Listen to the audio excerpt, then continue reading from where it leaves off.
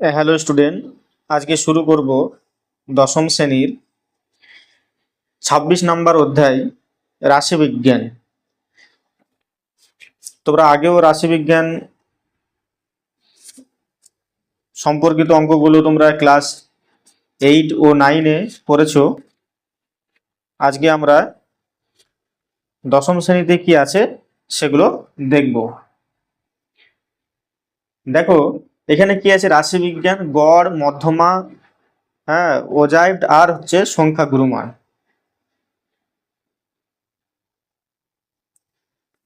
আমরা আগের শ্রেণীগুলোতে গড় মোটামুটি শিখেছি। এখানে যেটা নতুন আছে সেটা মধ্যমা, ওজাইভ আর সংখ্যা গুরুমান।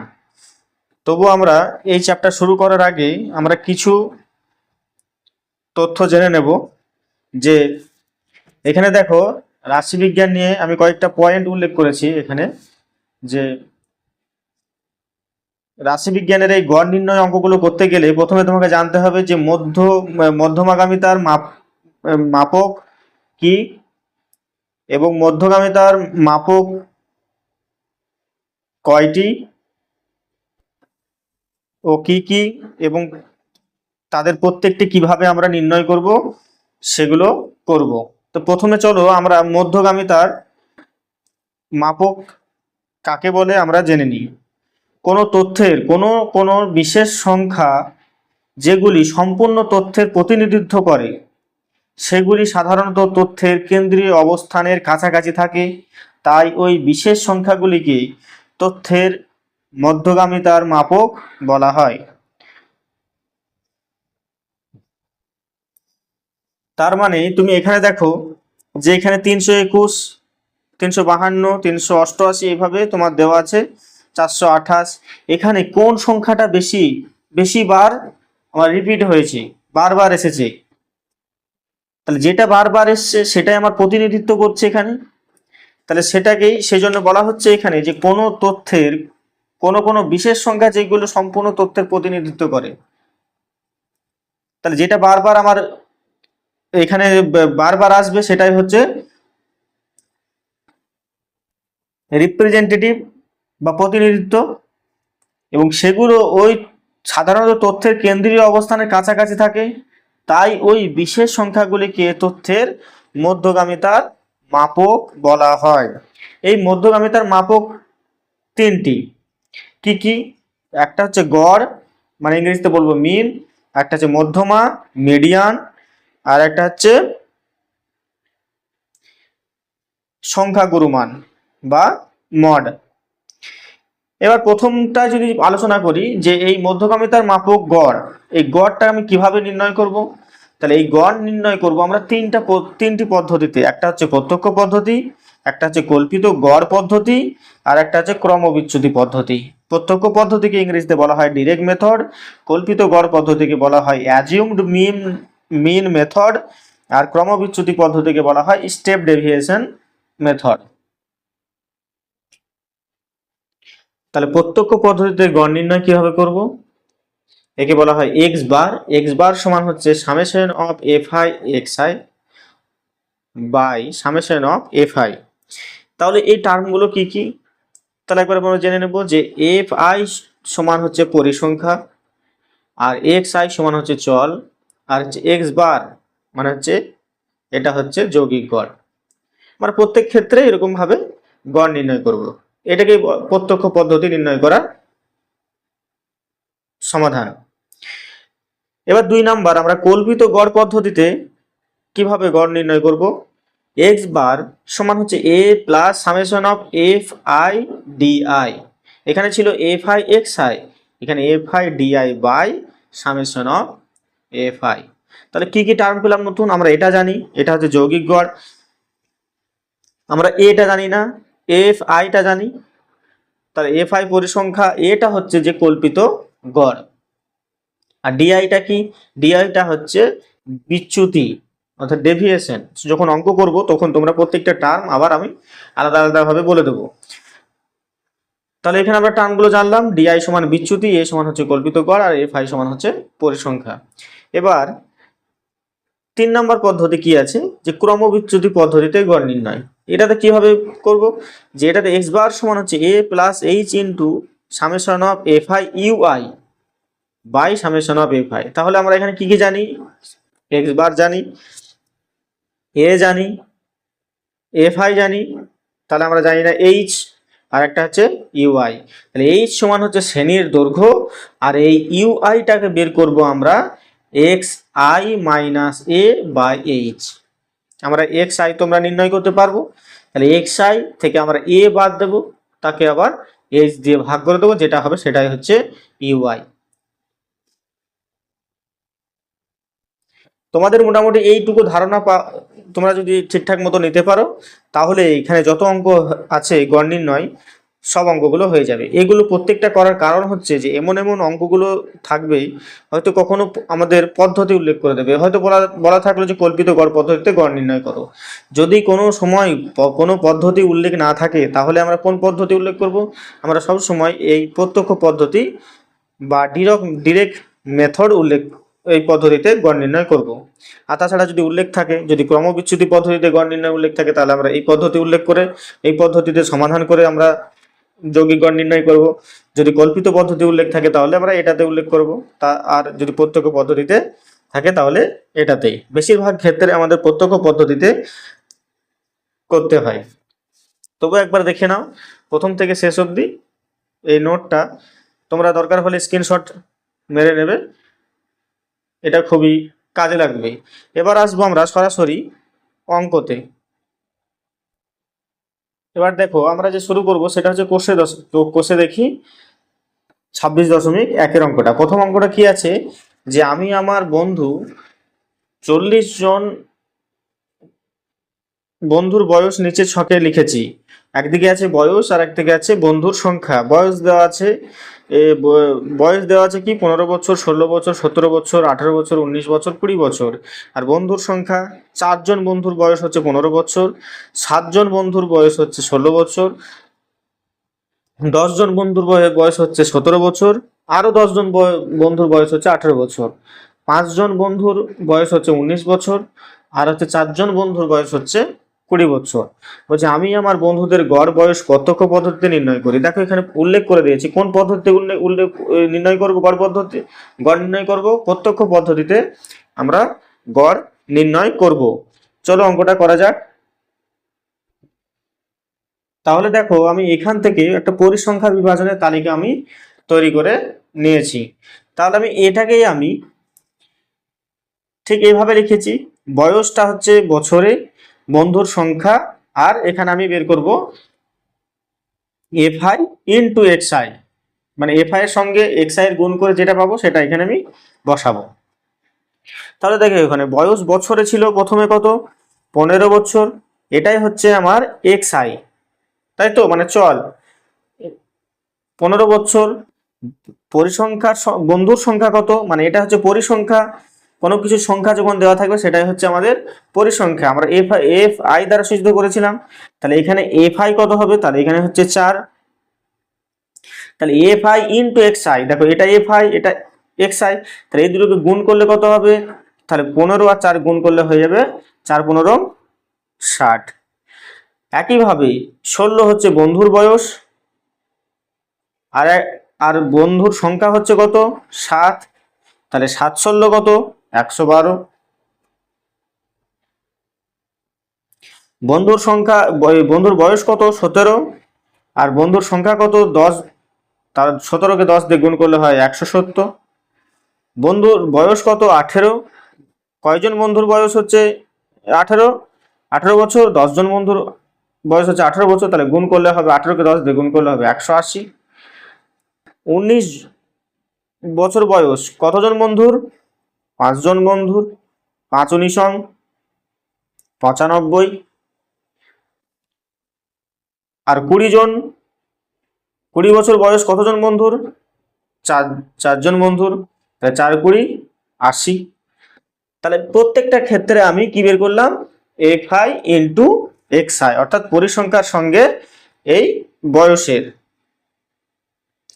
এবার আমরা কি করব, আমরা আমরা এবার এটাকে যোগ করব। তাহলে আমরা যোগ করে আমরা এটাকে যোগ করছি মানে কি, F I into X I প্রত্যেকটা গুণ আছে, এবার এর ক্ষেত্রে যোগ করব মানে এই F I into X I গুলো প্রত্যেকটা যোগ করব মানে কি, summation of F I into X I. তাহলে যোগ করে আমি কত পাবো, এটার সঙ্গে এটা পুরোটাই যদি যোগ করো তাহলে এটা হয়ে যাবে 697। তাহলে এটা আমি যদি পুরোটাই যোগ করি তাহলে এটা কি হবে, সামেশন অফ এফ আই সমান কত হবে, 4+7+10+10+5+4, তাহলে এটা হবে 40। আসলে অঙ্কর মধ্যেই কিন্তু এটা বোঝা যাবে যে এই পরিসংখ্যাগুলি যোগ করলেই, দেখো প্রশ্নতে বলা হয়েছে আমার 40 জন বন্ধু, তাহলে এই পরিসংখ্যাগুলো যোগ করলেই তো আমাদের 40 জন হবে। এবার বয়সটা কত হবে, তাহলে আমার দরকার ছিল কি, সামেশন অফ এফ আই সমান দরকার ছিল, আর summation of F I into X I, এটাই আমার দরকার ছিল কিসের জন্য, প্রত্যক্ষ পদ্ধতিতে গড় নির্ণয়ের জন্য।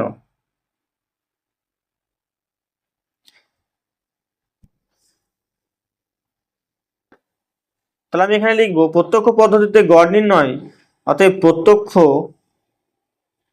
পদ্ধতিতে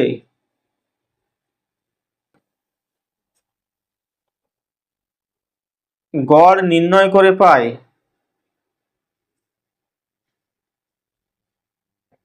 গড় নির্ণয় করে পাই কি, এক্স বার সমান, প্রত্যক্ষ পদ্ধতিতে গড় নির্ণয় কি বলেছিলাম, এক্স বার সমান summation of F I X I by হচ্ছে সামেশন অফ এফ আই। তাহলে আমি summation of F I X I কত পেয়েছি, 697, তাহলে পেলাম আমরা 697। সামেশন অফ এফ আই কত পেয়েছি, 40।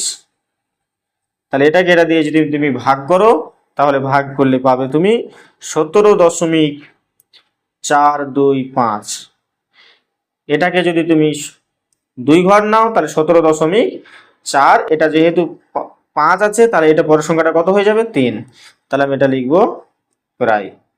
আমি সবসময় দশমিকের পর কয় ঘর নেব, 2 ঘর নেব। তাহলে প্রত্যক্ষ পদ্ধতিতে আমি যদি গড় নির্ণয় করে কি পেলাম, তাহলে 17.43।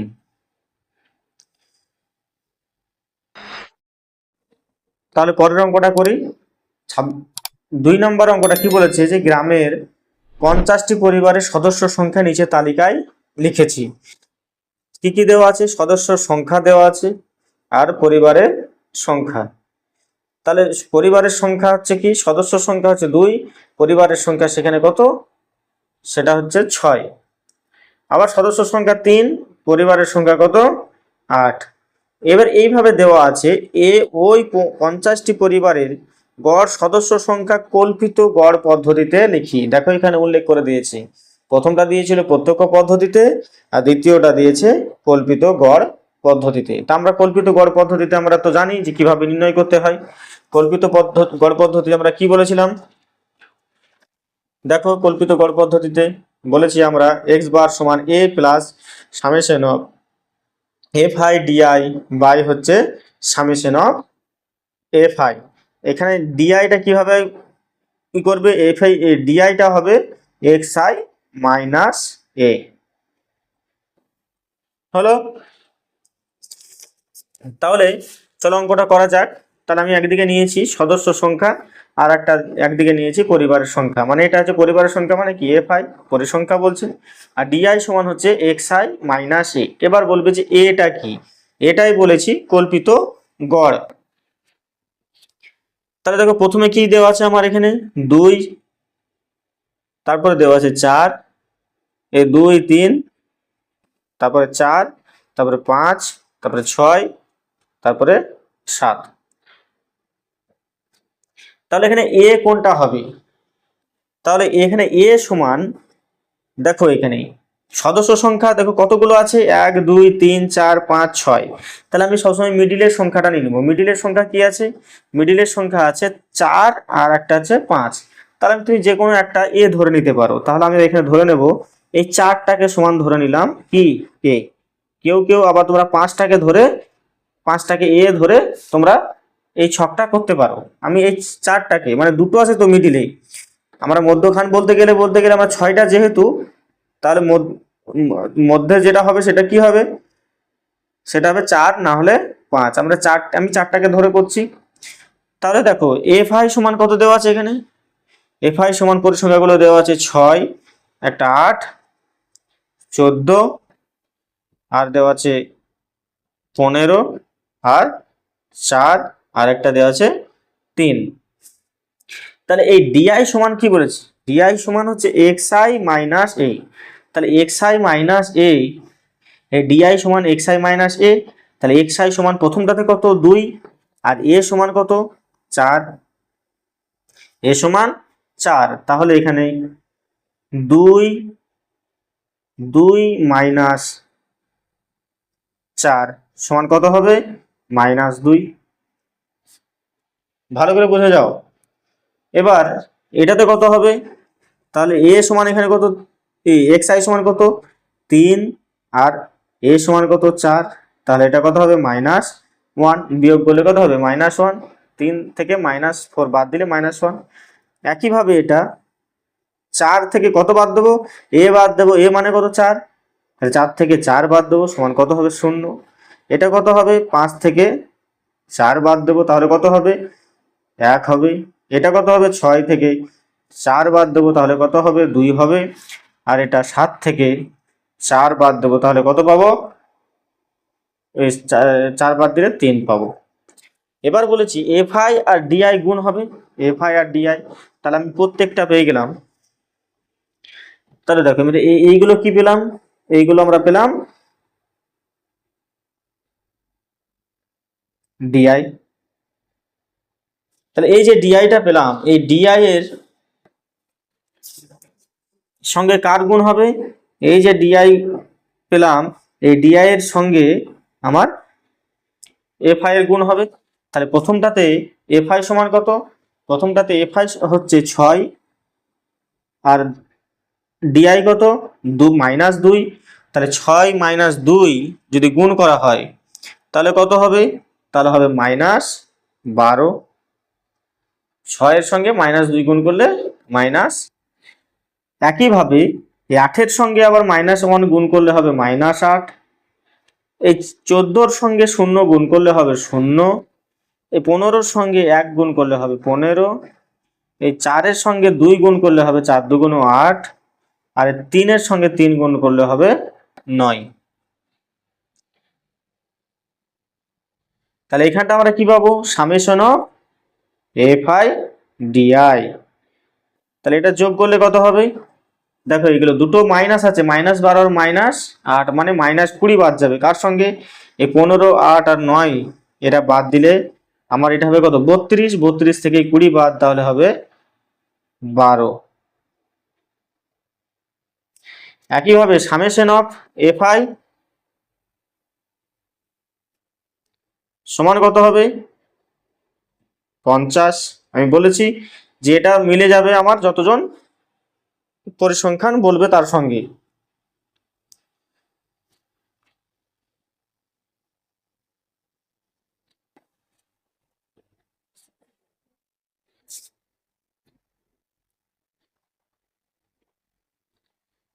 এবার কল্পিত পদ্ধতিতে গড়টা কিভাবে নির্ণয় করব, তাহলে আমরা লিখবো এখানে, অতএব কল্পিত পদ্ধতিতে গড় নির্ণয়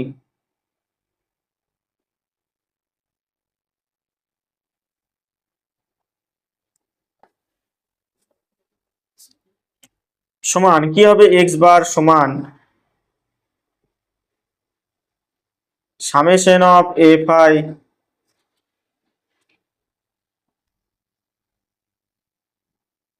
এ plus summation of F I D I by summation of F I. মান বসাবো। এবার এ সমান কত পেয়েছি, ধরেছি আমি 4 ধরেছি, তাহলে 4 যোগ summation of F I D I কত পেয়েছি 12, তাহলে হবে 12। আর এই সামেশন অফ এফ আই পেয়েছি 50। তাহলে 4 যোগ এটার সঙ্গে এটা ভাগ করলে কত হবে, এটার সঙ্গে এটা ভাগ করলে হবে 0.24। তাহলে এটার সঙ্গে এটা যোগ করলে কত হবে 4.04। এটাই হয়ে গেল আমার কি এক্স বার কল্পিত পদ্ধতিতে গড় নির্ণয়। একইভাবে আমরা পরের অঙ্কগুলো করব। আজকে এখানেই আমরা কষে দেখি এই 26.1-এর 1 ও 2 এর অঙ্কগুলো করলাম। আশা করি তোমাদের অঙ্কগুলো খুব ভালো লাগবে এবং চ্যানেল ভালো লেগে থাকলে চ্যানেলটি অবশ্যই সাবস্ক্রাইব করবে এবং বন্ধুদের সঙ্গে বেশি বেশি শেয়ার করবে। আজকে এখানেই, পরবর্তী দেখা হচ্ছে অন্য কোনো অঙ্কতে। ধন্যবাদ।